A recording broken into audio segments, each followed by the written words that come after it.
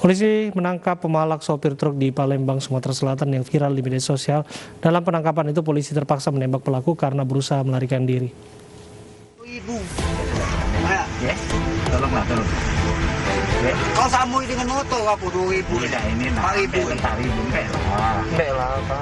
Aksi pemalakan terhadap sopir truk di Jalan Pangeran Sidoing, Lautan, Kelurahan 35 Ilir, Palembang, Sumatera Selatan viral di media sosial.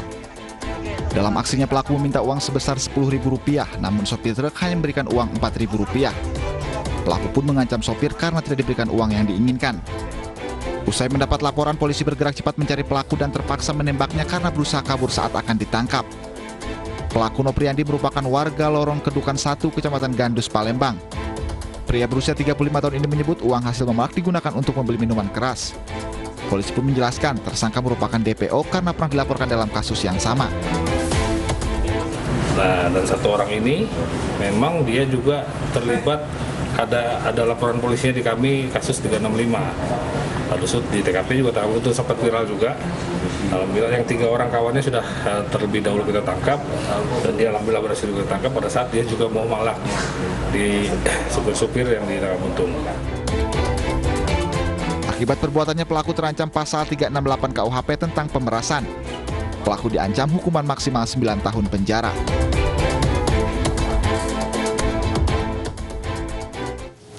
Dua gadis remaja nyaris tewas usai tertabrak truk di Pekanlabuan, Medan, Sumatera Utara. Sepeda motor yang dikendarai korban terseret sejauh 50 meter.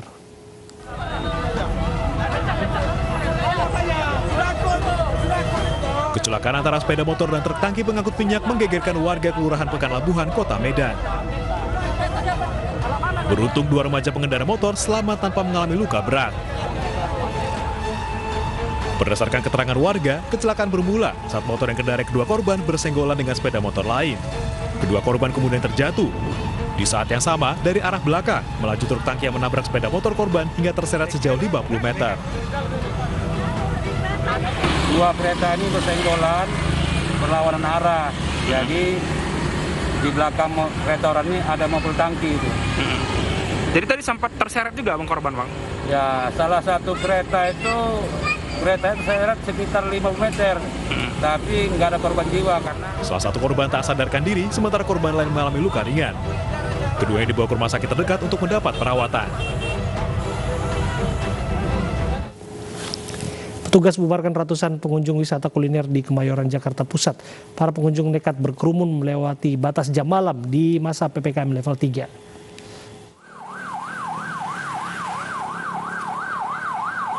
Kedatangan petugas di kawasan wisata kuliner Kemayoran, Jakarta Pusat malam tadi sontak membuat para pengunjung langsung membubarkan diri.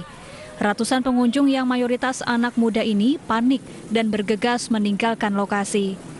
Usai membubarkan para pengunjung, petugas kemudian menertibkan para pedagang yang masih berjualan melewati batas jam malam. Meski sadar telah melanggar aturan, namun sejumlah pedagang mengaku terpaksa berjualan hingga tengah malam demi meraup untung lebih banyak. Mereka mengaku merugi selama pandemi COVID-19. Para pedagang, kemudian para anak-anak muda, baik itu yang motor, yang nongkrong di warung, di kafe, agar segera pulang. Adapun tindakan yang kita lakukan untuk mengantisipasi hal-hal seperti ini yang sering terjadi setiap malam Sabtu ataupun malam Minggu, ya kita lakukan upaya-upaya supaya ada efek jerah dari mereka. Selanjutnya, razia serupa akan terus digelar sepanjang PPKM di ibu kota demi menekan penyebaran COVID-19. Dari Jakarta, Rani Sanjaya, iNews melaporkan. Pemprov DKI Jakarta terus lakukan penataan fasilitas pendukung transportasi umum, salah satunya halte integrasi di Stasiun Tebet. Meski belum diresmikan, penataan memudahkan warga pengguna kendaraan umum.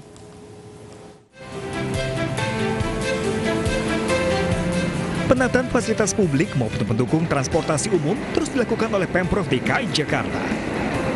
Yang terbaru, Pemprov merombak halte yang berada di Stasiun Tebet menjadi halte integrasi Tebet. Nantinya, para pengguna KRL dapat lebih mudah dan nyaman dalam melanjutkan perjalanan. Selain fungsinya, desain yang menarik menambah kesan tertata. Sejumlah warga dan pengguna KRL mengaku senang dengan adanya halte integrasi ini. Jadi penumpang turun dari stasiun itu kita lebih enak lagi gitu kalau misalnya mau nyambung angkot atau mau naik ojek online gitu. Maksudnya ngelihatnya ada hal-hal kayak gini, maksudnya secara infrastruktur juga jadi lebih ada kemajuan gitu kan, dan kita sebagai masyarakat merasa ya difasilitasin lah gitu, jadi lebih enak mau kemana-mananya gitu kan. Diharapkan dengan semakin baiknya fasilitas dapat menambah minat masyarakat menggunakan kendaraan umum. Saat ini, halte integrasi Tebet belum beroperasi dan akan dibuka pada 28 September mendatang. Dari Jakarta, Muhammad Ardi, Edi Nugroho, iNews melaporkan. Baru saja dipamerkan ke publik instalasi sepatu raksasa di kawasan Sudirman, Jakarta Pusat dicoret-coret orang tidak bertanggung jawab. Pemprov DKI menyesalkan aksi vandalisme dan akan mengusut siapa pelakunya.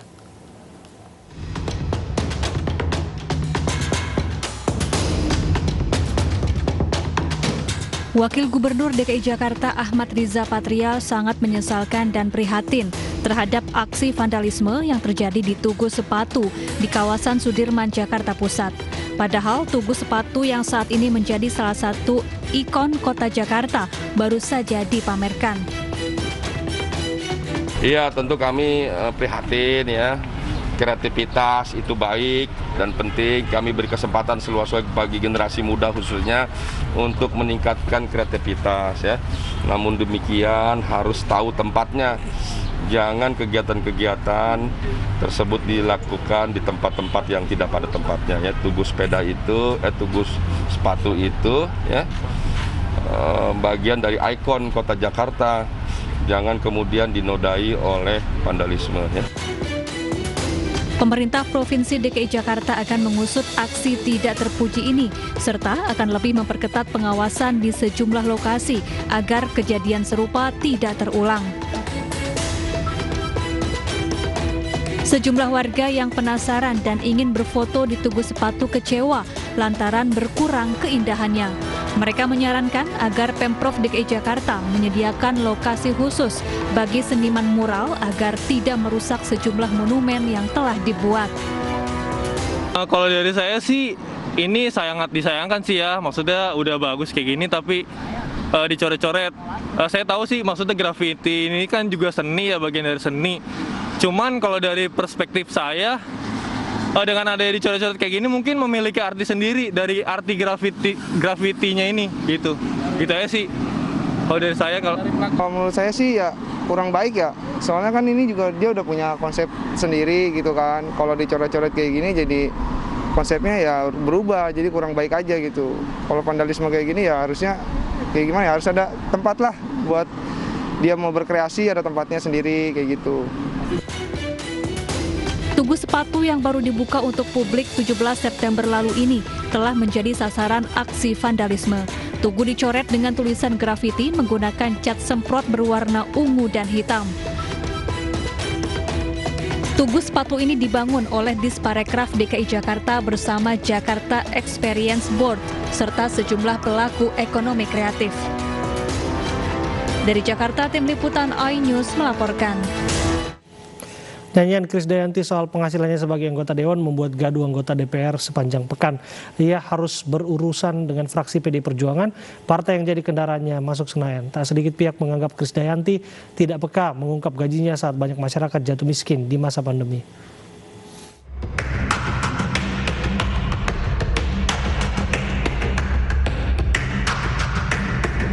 Krisdayanti menuai badai saat tampil di sebuah acara YouTube. Tanpa beban, ia belak-belakan soal penghasilannya sebagai anggota Dewan. Berapa sih sekarang gajinya anggota DPR? Kita banyak potongan. Berapa sekarang? Setiap tanggal 1, 16 juta ya. Tanggal 5, 59 juta kalau nggak salah. Oke. Ya. Ya udah, jadi aja. 16 juta itu gaji pokok, ya. 59 juta itu adalah tunjangan-tunjangan, ya. komunikasi segala macam. Ya, ya. Terus yang lainnya? Ya. Yang lengkap dong. Dana aspirasi mungkin. Dana aspirasi ya. Dana aspirasi itu memang wajib untuk kita, namanya juga uang negara. Jadi ya, berapa dana aspirasi kita itu setiap reses kita 450 juta. Itu berapa kali dalam setahun? 5 kali dalam setahun kita juga harus menyerap aspirasi, artinya di setiap 20 titik setiap kehadiran kita. Iya, aturannya gitu ya. Aturan itu, dan mohon maaf ya para senior saya nih kalau saya salah, tapi artinya saya upayakan semaksimal mungkin. Saya akan tergetar hati saya kalau saya nggak menyampaikan tugas-tugas saya untuk nilai-nilai kemasyarakatan. Dana aspirasi tadi 150 juta 5 kali dalam 1 tahun. Yang dana yang berikutnya apa lagi tadi? Kunjungan dapil. Kunjungan dapil, Kundapil berapa sekarang? Tertarik ya mau masuk lagi? Wedih. Piro saiki? Saiki kita 140 juta. 150 juta. Berapa kali dalam setahun? 8 kali setahun. Dari pengakuan Krisdayanti, satu anggota DPR menerima uang negara total 4,2 miliar rupiah. Terdiri dari gaji 16 juta rupiah dan tunjangan per bulan 59 juta rupiah.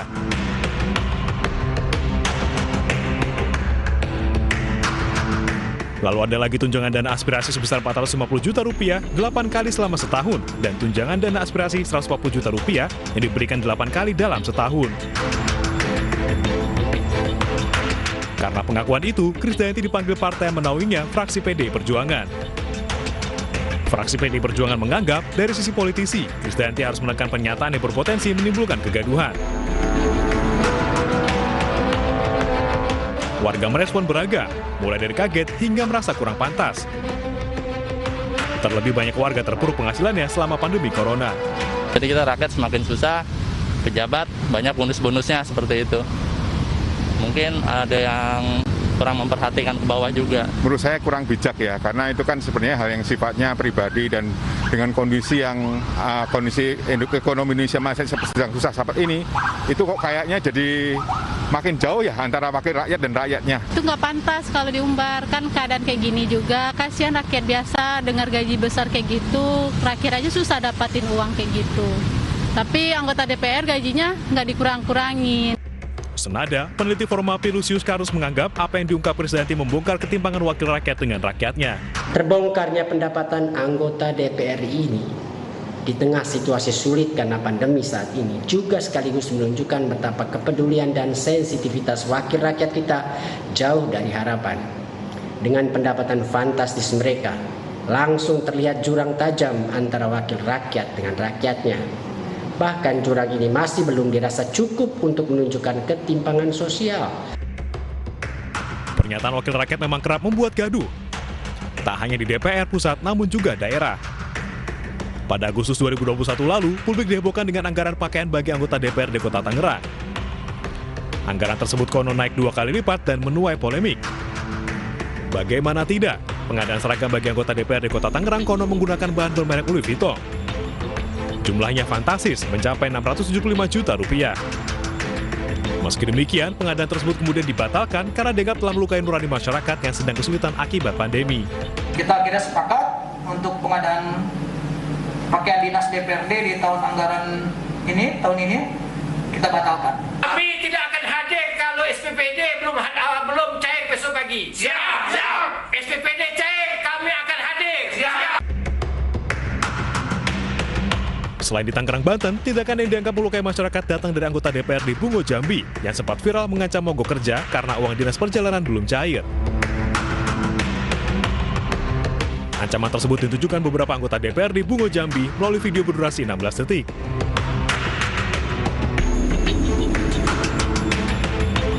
Seharusnya, wakil rakyat dapat merasakan kesulitan ekonomi yang dialami masyarakat akibat pandemi yang terjadi sepanjang hampir 2 tahun terakhir di Indonesia. Bukan sebaliknya, hilang empati di saat pandemi. Aksi unjuk rasa di depan kantor DPRD Pandeglang, Banten berlangsung ricuh bersama peristiwa lainnya dalam sepekan usai jeda berikut.